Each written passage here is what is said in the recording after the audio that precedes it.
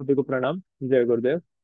आज ट्यूसडे, आपका ऑनलाइन स्वाध्याय एवं गायत्री प्रज्ञापीठ द्वारा में स्वागत है। आज हम किताब का स्वाध्याय करने जा रहे हैं। उस किताब का नाम है मन के हारे हार, मन के जीते जीत। बहुत ही सुंदर किताब है ये। परम पूज्य गुरुदेव श्री राम शर्मा आचार्य जी द्वारा लिखित है। इसका हम स्वाध्याय करेंगे। इससे पहले गुरु आह्वान और गायत्री माता का आह्वान करें।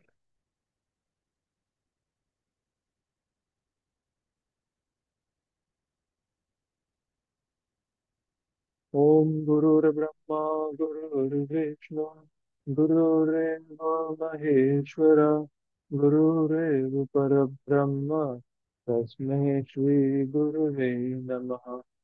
अखण्डमण्डलाकारं व्याप्तं येन चराचरं तत्पदं दर्शितं येन तस्मै श्री गुरुवे नमः।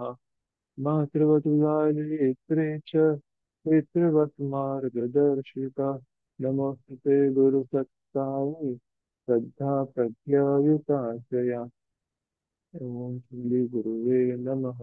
आव्यामे स्थापयामे ध्यायामे ततो नमस्कारं करोमि।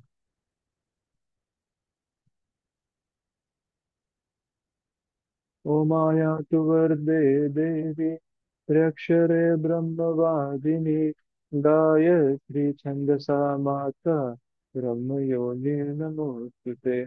ओम श्री गायत्रे नमः। आव्यामे स्थापयामे ध्यायामे ततो नमस्कारं करोमि। स्टार्ट करते हैं आज के सेशन। मन के हार यार, मन के जीते जीत। This is the index page. आज हम टॉपिक कवर करने वाले हैं परिस्थितियों का संतुलन। परिस्थितियों को संतुलन पर हावी न होने दें। स्टार्ट करते हैं।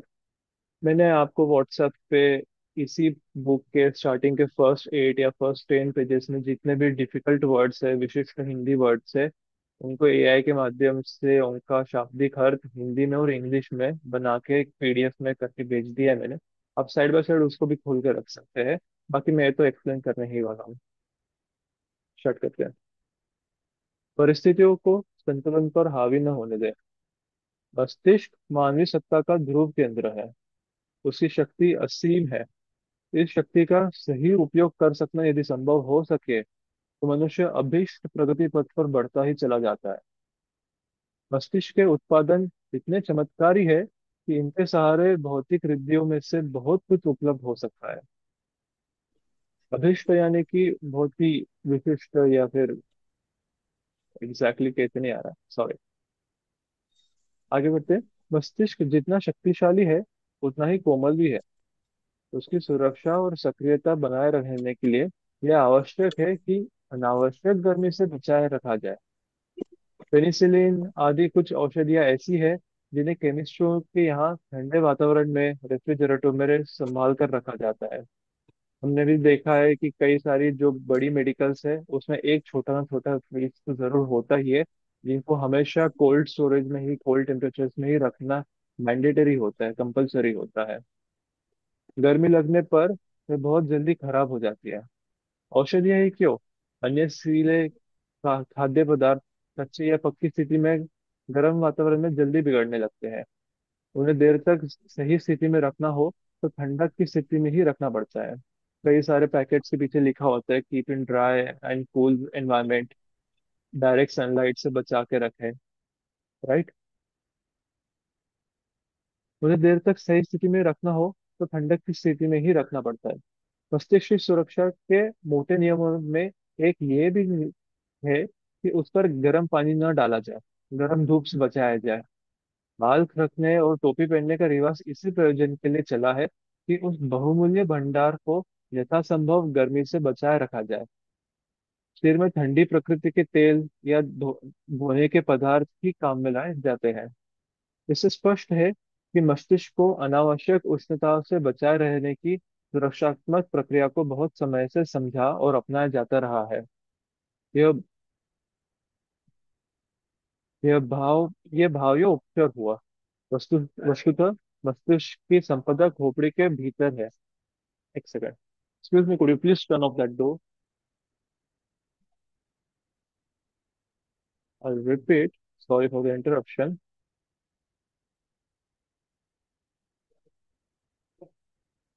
शरीर में ठंडी प्रकृति के तेल या धोने के पदार्थ ही काम में लाए जाते हैं। इससे स्पष्ट है कि मस्तिष्क को अनावश्यक उष्णता से बचाए रहने की सुरक्षात्मक प्रक्रिया को बहुत समय से समझा और अपनाया जाता रहा है। It is well accepted and well known कि मस्तिष्क को, दिमाग को अनावश्यक यानी कि अननेसेसरी गर्मी से बचाए रखना पड़ता है। ये तो बाह्य उपचार हुआ, यानी कि बाहर के तरह से उपचार हुआ, बाहरी रूप से। वस्तुतः मस्तिष्क की संपदा खोपड़ी के भीतर है। जो स्कल है, हड्डी, इसके अंदर है। बाहरी गर्मी के ऋतु प्रभाव से तो हड्डी के ऊपर का भाग ही बचाया जा सकता है। जो बाहरी गर्मी है, ऋतु प्रभाव यानी कि जो वातावरण है, सीजन्स है, या राइट, उसको हड्डी के ऊपर का भाग ही बचाया जा सकता है। भीतरी क्षेत्र में अनावश्यक गर्मी न बढ़ने देने की बात मुख्य है। जो इम्पोर्टेंट है वो ये है कि अंदर का जो क्षेत्र है, यानी कि जो हमारा ओरिजिनल मस्तिष्क है, उसको अननेसेसरी गर्मी से बचाए रहने के लिए वो मेन बात है। बाह्य सुरक्षा के लिए तो प्रकृति ने भी मजबूत तिजोरी तिजोरी जैसी खोपड़ी पहले से ही रच दी है। कृष्णा को भी पता था कि जो अवयव अवयव जितने अधिक महत्वपूर्ण है, उनकी सुरक्षा का प्रबंध उतना ही अधिक अच्छे तरह किया जाना चाहिए। अवयव यानी कि अंग, बॉडी पार्ट्स। सृष्टा यानी कि द क्रिएटर, जिसने बनाया है सब कुछ, ब्रह्मा जी या और कह लो। हृदय, मस्तिष्क, फुफ्फुस, जिगर जैसे अति महत्वपूर्ण अवयवों को हड्डियों के मजबूत खोखले में बंद करके रखा गया है। फुफ्फुस यानी कि लंग्स। इन सब में मस्तिष्क की उपयोगिता और कोमलता सर्वोपरि है। इसलिए उसे खोपड़ी की मजबूती डिब्बी में इस तरह संभाल कर रखा गया है, जिसे खजाने की तिजोरी या मोती की सीप, राजा की किलेबंदी की उपमा दी जा सकती है। मस्तिष्क का बहुमूल्य यंत्र तभी ठीक तरह काम कर सकता है जब उसे शांतिमय वातावरण में एयर कंडीशन कमरों जितने तापमान में काम करने दिया जाए। मर्यादा से अधिक गर्मी रहने पर इंजन, मोटर या अन्य मशीनें अपना काम करना बंद कर देती है। ठीक यह स्थिति मस्तिष्क की है। जो भी कंप्यूटर डिवाइसेस या मशीन्स वगैरह होती है, वो सब हीट प्रोड्यूस करते हैं, गर्मी प्रोड्यूस करते हैं उनके ऑपरेशंस में। तो वो गर्मी को बाहर खींचने के लिए कूलिंग या एयर कंडीशन या पानी का संचालन किया जाता रहता है कंटिन्यूसली। हमारे शांति कुंज में भी आप, जो विदेश विभाग के चिंतन मनन कक्ष है जहाँ पे सारे कंप्यूटर्स का काम होता है, वहाँ पे भी बहुत स्ट्रॉन्ग एसीस लगा के रखे गए हैं, सिर्फ इसी रीजन से कि इंसानों को ठंडा रखने के लिए नहीं, कंप्यूटर्स को ठंडा रखने के लिए वहां पे एसीस लगाए गए हैं। तो आप सोच सकते हैं, उन मशीन्स को, उन नॉर्मल कंप्यूटर्स को भी ठंडा रखने के लिए एयर कंडीशंस लगाने पड़ रहे हैं। ठीक उसी तरह हमारे दिमाग को भी ठंडा रखना ही बहुत जरूरी होता है। उसे उससे ठीक काम लेना हो तो संतुलित परिस्थितियां बनाए रहना आवश्यक है। फोटो फिल्म में अनावश्यक गर्मी सहन नहीं कर पाती है। जो फोटोग्राफिक प्लेट्स होती है, जैसे कि पुराने जमाने में आपने निकॉन का या कैनन का जो फोटोग्राफिक फिल्म वाले कैमरास देखे थे, जिसमें छप के आती थी, फिर उसे धुलाना पड़ता था उन फोटोज को। वो फोटोज कैप्चर कैसे होती थी कि जैसा उन पे हीट ट्रीटमेंट होता था या जैसा भी साइंटिफिक होता था, उससे वो कैप्चर करती थी। अगर उस पर रेडिएशन या डायरेक्ट सनलाइट उस पर फेंक दिया जाए, तो वो उसे कैप्चर करके वो हमारी जो फोटोज है वो डिस्ट्रॉय हो सकती है।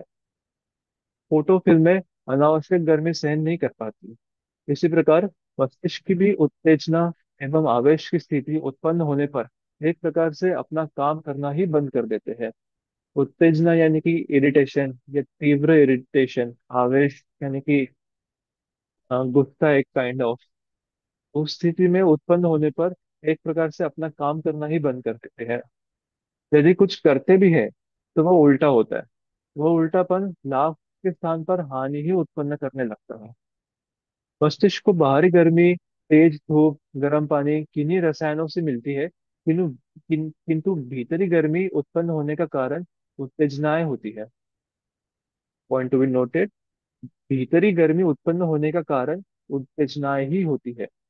उनकी मात्रा जितनी बढ़ेगी, उतनी ही मानसिक संरचना को स्थायी रूप से हानि पहुंचेगी और सामने पड़े कामों में ठीक तरह से करना उनके लिए संभव न रहेगा।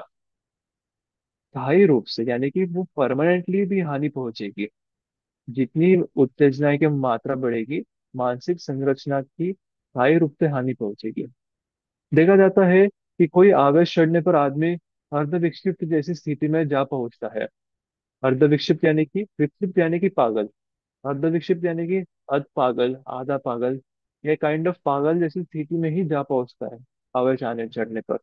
उसकी कल्पना, निर्णय, हरकतें सब कुछ विचित्र हो जाती है। क्रोध का आवेश जिस जिस पर चढ़ रहा हो, उसकी गतिविधियों पर ध्यान पूर्वक दृष्टि डाली जाए तो पता चलेगा कि पागलपन में अब बहुत ही थोड़ी कमी रह गई है। अधिक क्रोध आने पर मस्तिष्क द्रव का द्रव एक प्रकार से उबलने लगता है, और यदि उसे ठंडा न किया जाए तो मानसिक रोगों के लेकर हत्या, आत्महत्या जैसे क्रूर क्रूर कर्म कर बैठने जैसी स्थिति उत्पन्न हो जाती है। जो मेंटल में फ्लूइड होता है स्कल और ब्रेन के बीच में, या जितना भी फ्लूइड द्रव होता है, वो एक प्रकार से उबलने लगता है। और उसे ठंडा न किया जाए तो मानसिक रोगों के लेकर हत्या, आत्महत्या जैसे क्रूर कर्म कर बैठने जैसी स्थिति उत्पन्न हो जाती है। क्रोध का आवेश शरीर पर क्या असर डालता है और बुद्धि को कैसे भ्रष्ट कर देता है, उसके उदाहरण हम सब आए दिन अपने आसपास ही देखते रहते हैं। राइट। गुस्से से तमतमाया चेहरा राक्षसों राक्षसों जैसा बन जाता है। आंखें, होठ, नाक आदि पर आवेशों के उभार प्रत्यक्ष दिखते हैं। मुंह से अभिष्ट शब्दों का उच्चारण चल पड़ता है। अभिष्ट यानी कि स्लैंग वर्ड्स कह सकते हो आप, गालियां कह सकते हो। रक्त प्रवाह की तेजी से शरीर डोलने लगता है। रक्त प्रवाह यानी कि ब्लड प्रेशर। हाथ पैर कांपते और रोए खड़े होते देखे जाते हैं। ऐसा व्यक्ति स्वयं एक समस्या बन जाता है। ऐसी दशा होने पर हितैषी लोग सबसे पहला काम यह करते हैं कि आवेशग्रस्त को येन केन प्रकार शांत करते हैं। हितैषी यानी कि जो वेल विशर्स है, सबसे पहला काम वो यही करते हैं कि बस ठंडा हो जाए। ठंडा पानी पिलाते हैं या पंखे के नीचे बिठाते हैं, शांत करवाते हैं कि बस तो शांत हो जा, देन विल टॉक आगे। जिस कारण उत्तेजना आई थी, उसका निवारण करने पर उतना ध्यान नहीं दिया जाता जितना कि आवेग ठंडा करने पर। किसी भी प्रतिकूलता में उतनी हानि नहीं होती जितना जितनी की आवेशग्रस्तता से होती है।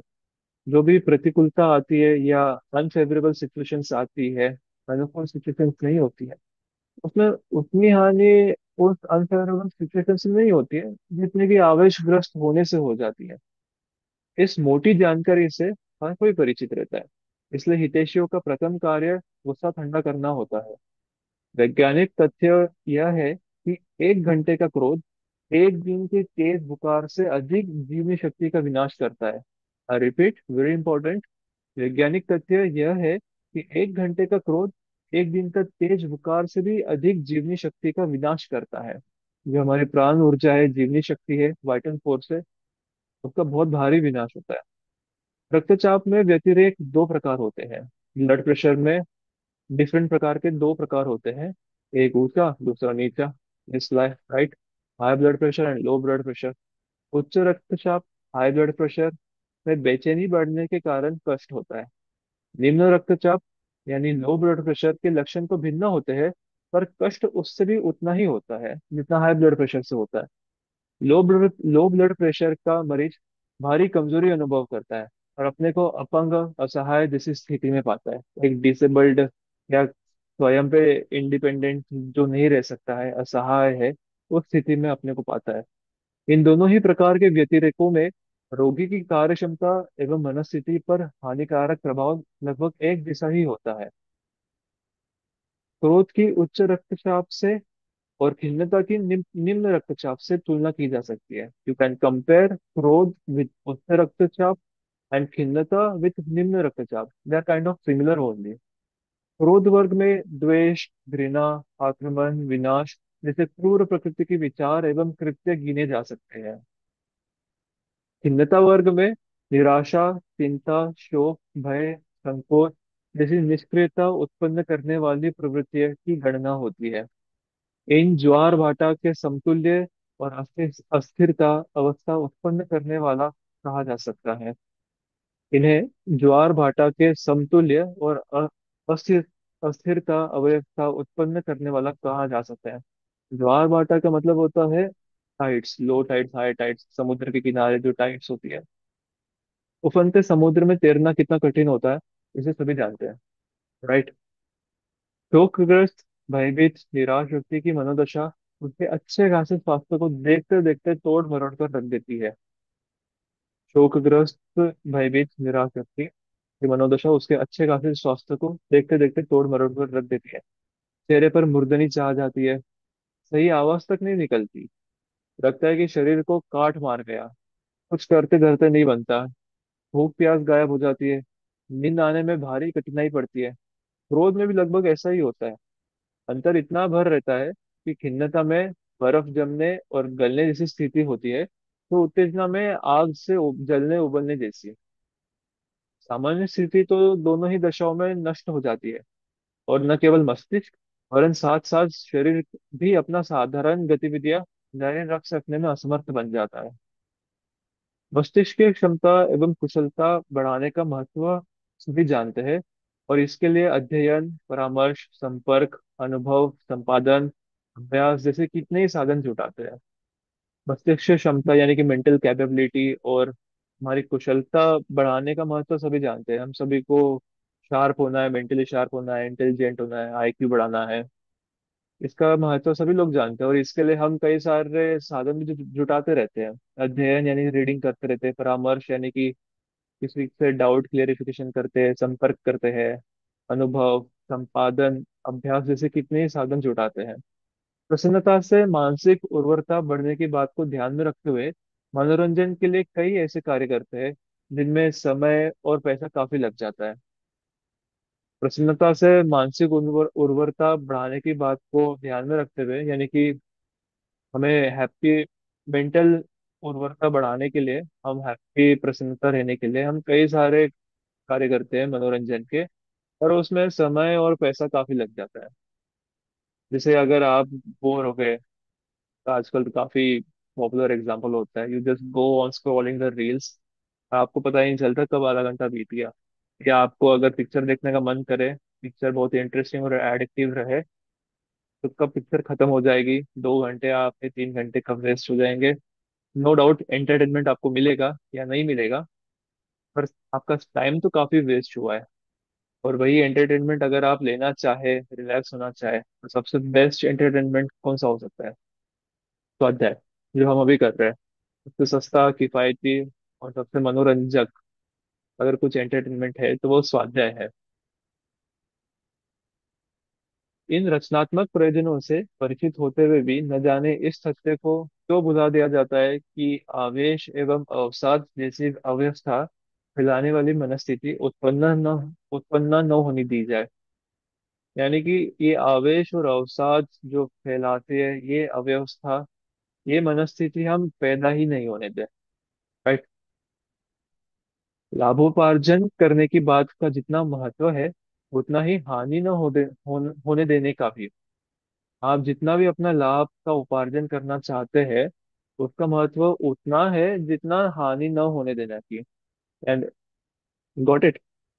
एक और लाभ कमाया जाए, दूसरी ओर हानि बढ़ती जाए, तो फिर अंततः व्यवसाय घाटे में ही फंसता चला जाएगा, और दिवालिया बनने की नौबत आ जाएगी। अगर आप एक तरफ प्रॉफिट करते रहे और दूसरी तरफ लॉस करते रहे, तो इवेंचुअली आपका बिजनेस घाटे में ही फंसता चला जाएगा, और बैंक्रप्सी आने की नौबत आ जाएगी। आवेशों का शरीर पर क्या असर होता है, इसका पर्यवेक्षण करने पर प्रतीत होता है कि सामान्य कार्य क्षमता को उनके कारण भारी आघात पहुंचता है। आवेशों का शरीर पर क्या असर होता है, इसका अगर आप इंट्रोस्पेक्शन करके देखें, तो मालूम पड़ता है कि सामान्य कार्य क्षमता, जो एक नॉर्मल कार्य क्षमता है, हमारी कैपेबिलिटीज है डेली लाइफ के काम करने की, उन पर भारी आघात पहुंचता है, यानी कि बहुत नुकसान पहुंचता है। आँख, कान, नाक, जीभ अपना काम मुश्किल से ही आधा अधूरा कर पाती है। जीभ का स्वाद चला जाता है, पेट की भूख उड़ जाती है, कान कुछ का कुछ सुनते हैं, आंखों के सामने गुजरने वाली घटनाओं में से बहुत कम ही स्मृति रहती है। तापमान बढ़ता है, रोमांच खड़े होते हैं, सांस तेज चलती है, हृदय की धड़कन और रक्त प्रवाह की तेजी बढ़ती है। ये सारे लक्षण मिलकर जीवनी शक्ति का बड़ी मात्रा में विनाश करते हैं। ये तो यदा कदा की बात हुई, कभी कभी की बात हुई है। तो यदि यह असंतुलन आदत बन जाए, स्वभाव में सम्मिलित हो जाए, तो समझना चाहिए कि व्यक्तित्व की स्थिरता और सुखद संभावना समाप्त ही हो चली है। ऐसे असंतुलन ग्रस्त मनुष्य प्राय अर्ध विक्षिप्त जैसी स्थिति में जिंदगी गुजारते हैं। ऐसे जो भी असंतुलन ग्रस्त जिनकी हैबिट में ही आ चुका है बार बार इरिटेट होते रहना, छोटी छोटी बात पे इरिटेट होते रहना। या तो मैं हॉस्टल में हूँ, मैं हॉस्टल में कई बार देखता हूँ कि लोग छोटी छोटी सी बातों पे गालियां देते रहते हैं, एक स्पीड ब्रेकर आ गया तो गाली मुंह से निकल जाती है। ऐसे व्यक्ति अर्ध विक्षिप्त जैसी स्थिति में ही जिंदगी गुजारते रहते हैं। पग पग पर उपहासास्पद बनते, तिरस्कृत होते और असफल रहते देखे जाते हैं। पग पग पर उनका मजाक बनता है, तिरस्कृत होते रहते हैं और इवेंचुअली वो एक असफल रहते देखे जाते हैं। I'll say first of the time 8:59। मानसिक असंतुलन को परिस्थितिजन्य माना जाता है। कहा जाता है ये अपना क्या कसूर। जो मेंटल कंडीशन है हमारी, उसे हम सिचुएशन डिपेंडेंट मानते हैं जनरली सभी लोग, और कहते हैं कि इसमें मेरी क्या गलती थी। घटनाक्रम ही ऐसा बन गया कि उत्तेजना या खिन्नता का शिकार बनना पड़ा। सिचुएशन ही ऐसी आ गई कि यार उत्तेजना और खिन्नता का हम शिकार बन गए। तर्क सीधा सा है और सही भी प्रतीत होता है, किंतु वास्तविकता वैसी है नहीं। एक ही परिस्थिति के विभिन्न व्यक्तियों पर प्रतिक्रिया देखी जाती है। सिचुएशन एक ही है और कई सारे व्यक्ति, डिफरेंट व्यक्ति, इंसान को आप देखा जाए, उनका रिएक्शन देखा जाए, प्रतिक्रिया देखी जाती है, वो सब की आपको डिफरेंट मालूम पड़ेगी। तनिक सी प्रतिकूलता आने पर एक व्यक्ति बेहद घबराता है और उत्तेजित होते देखा जाता है, जबकि दूसरा व्यक्ति ठीक वैसी ही अथवा उससे भी अधिक प्रतिकूलता में अपना असंतुलन यथावत बनाए रखता है। उसे जीवन क्रम का साधारण सा उतार चढ़ाव मानता है और घबराने की तनिक भी आवश्यकता अनुभव नहीं करता। उसकी प्रतिक्रिया गड़बड़ी को सुधारने के लिए उपाय सोचने, काम करने और साधन जुटाने जुटाने में संलग्न होती है। उसका रिएक्शन, उसका ये माइंडसेट होता है कि जो गड़बड़ी है उसको सुधारने के लिए जो उपाय सोचना है, जो काम करना है, जो रिसोर्सेज साधन जुटाने हैं, उसमें वो संलग्न होना चाहता है।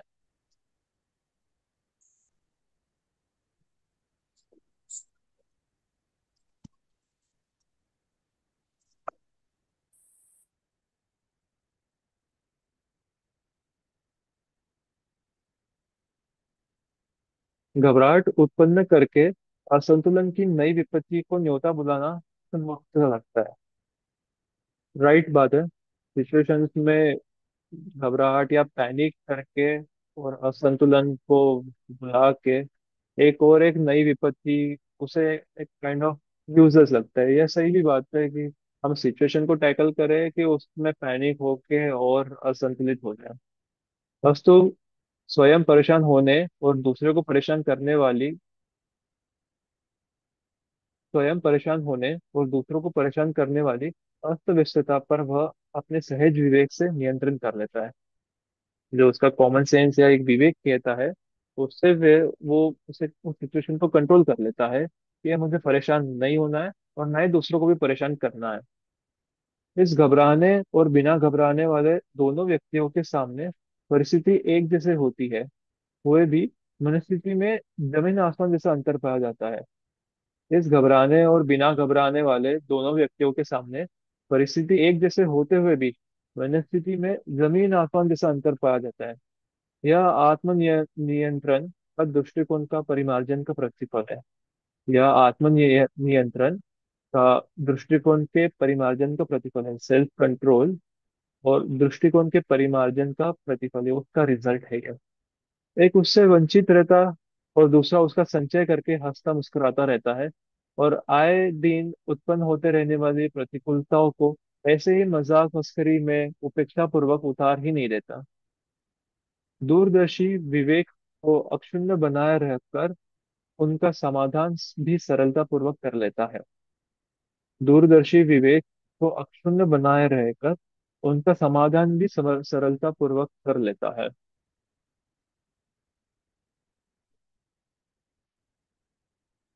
मस्तिष्क को ठंडा बनाए रहना, उस पर आवेशों का आक्रमण न होने देना एक महत्वपूर्ण साज संभाल है।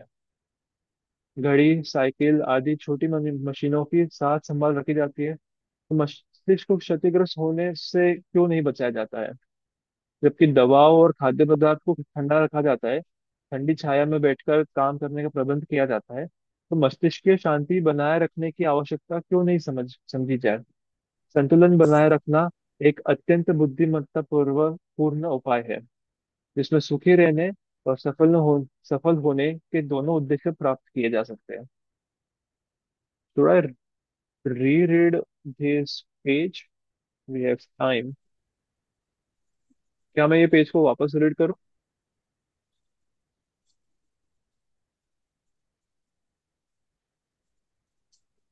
वैसे समझ में तो आया, लेकिन बाकी जो बच्चे हैं उनको अगर जरूरत है एवरीवन तो फिर प्लीज रीड कर जस्ट सकते। अनम्यूट, यस और नो कह दीजिए।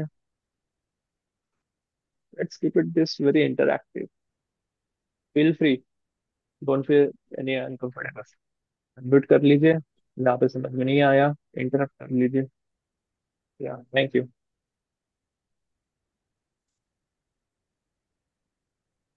ठीक है, तो फिर आज का हमारा पहला टॉपिक खत्म हुआ है।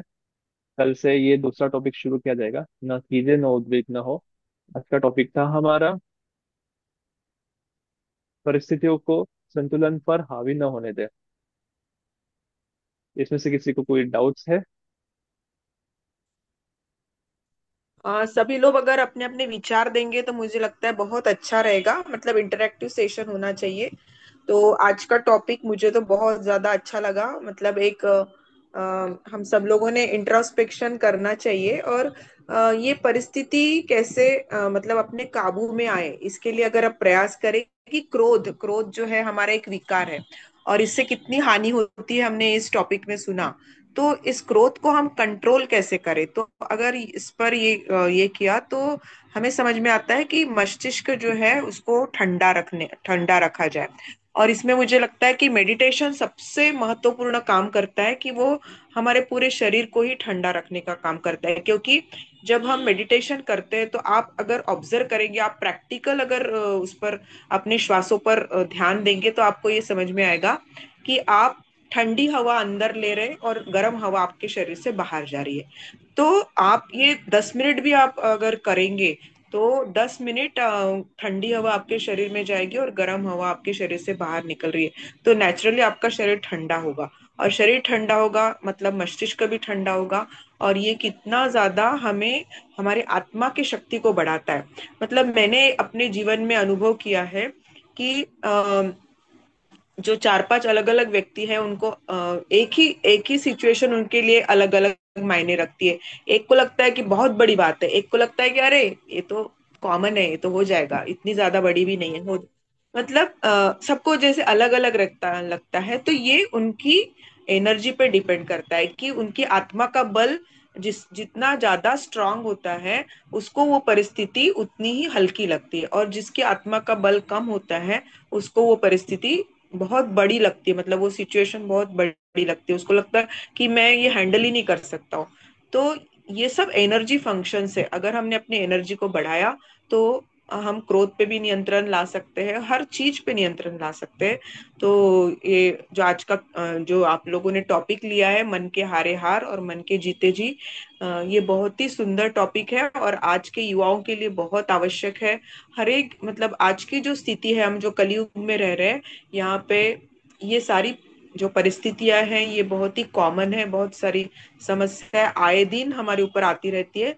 तो इसके लिए ये किताब आपको बहुत मदद करेगी, इससे आपको ये समझ में आएगा कि सारा कुछ अपने मन के नियंत्रण पे है। हमारे मन का नियंत्रण जितना बढ़ेगा उतना परिस्थिति हमारे काबू में आएगी।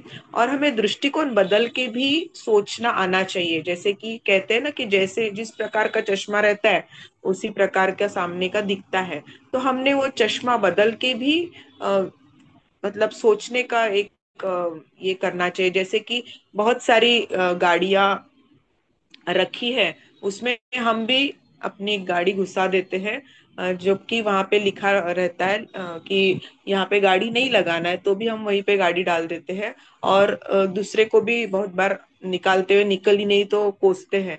तो हमने तब हमें दृष्टिकोण बदल के सोचना चाहिए कि भाई इस व्यक्ति ने यहाँ पे गाड़ी रखी होगी तो क्या सिचुएशन आई होगी, इसको बहुत जल्दी होगी शायद इसलिए उसने गाड़ी यहाँ पे रखी।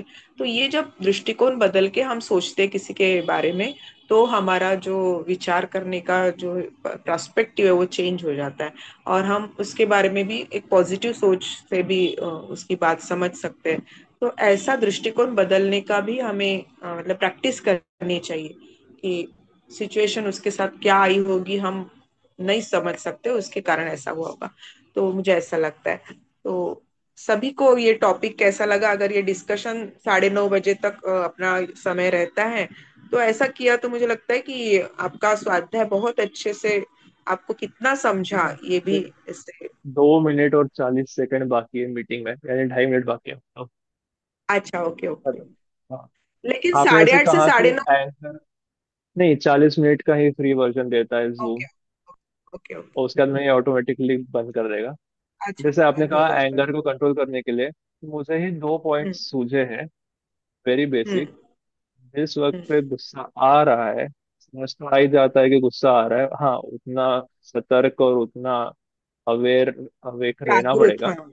जागरूक रहना पड़ेगा। और जैसे ही आपको समझ में आया, you just have to stop, एकदम से जस्ट लाइक रेड लाइट आ गया, ट्रैफिक लाइट, एकदम से रुक जाए, 2 सेकंड का पॉज ले, 5 सेकंड का पॉज ले, और उस 5 सेकंड में आपका जो दिमाग का फंक्शनिंग है, यानी कि विवेक जो भ्रष्ट होने लग जाता है गुस्सा आने से, वो वापस जगह पे आता है, सोचने समझने की शक्ति बढ़ती है, और आप फिर एक मन से सोच सकते हो, उसमें सोच सकते हैं कि क्या ये जरूरी है इस वक्त पे गुस्सा करना या नहीं। एंड सेकंड, डीप ब्रीदिंग करके, उसी वक्त पे डीप ब्रीदिंग करके हम अपने आप को कूल डाउन कर सकते हैं। विद दैट बीइंग बिल्कुल सेड, सही है। हम शांति पाठ कर लेते हैं क्योंकि लेकिन ये 1.5 मिनट बाकी है। अवेयरनेस पे ही डिपेंड करता है कि हम और वो क्रोध आएगा प्रैक्टिस आ से। रहा है, हमको समझ में आना चाहिए बस। या बढ़िया, एग्जैक्टली। बहुत अच्छे। शांति पाठ कर लेते हैं। ओम द्यो शांति, अंतरिक्ष गुम शांति, पृथ्वी शांति, रापः शांति, वनस्पतयः शांतिर्विश्वे देवा शांतिर्ब्रह्म शांति, सर्व शांति शांतिरेव शांति, सामा शांतिरेधि।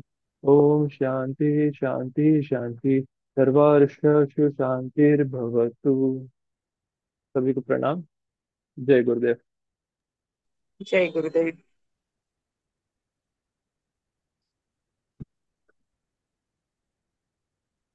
आज बहुत कम लोग ज्वाइन हुए, अपने युवाओं में से बहुत कम लोग आज। प्रतीक्षा आज नहीं दिख थोड़े रही है। ज्यादा थे। हाँ, प्रतीक्षा हम्म। दीदी बिजी थी, अनामिका दीदी भी बिजी थी, but the number of participants वो ज्यादा थे। Special thanks to Gajendra Singh and concern to an RJ C236 Rupali and Rakesh PC। आप लोग कंटिन्यूसली ज्वाइन होते रहते हैं, उसके लिए बहुत सारा थैंक यू।